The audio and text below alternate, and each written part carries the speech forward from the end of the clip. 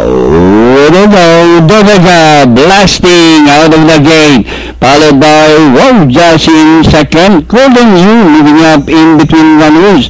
De Vega, Golden U, followed by Salvatore in third. Master Kai, Wojas C. Then comes Baby Dugan in Jitsu and Swagger Sunrise.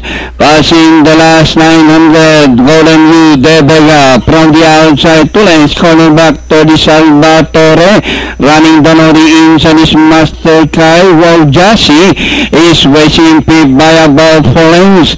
Another 4 turn, Golden U by an egg. De Vega once again on the outside, almost pokes his nose to grab the lead.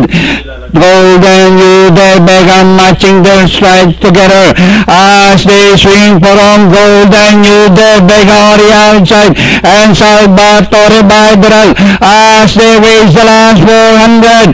Golden U, De Vega on the outside, but still Golden U this time by about 2 lengths. De Vega in second, Salvatore last 150.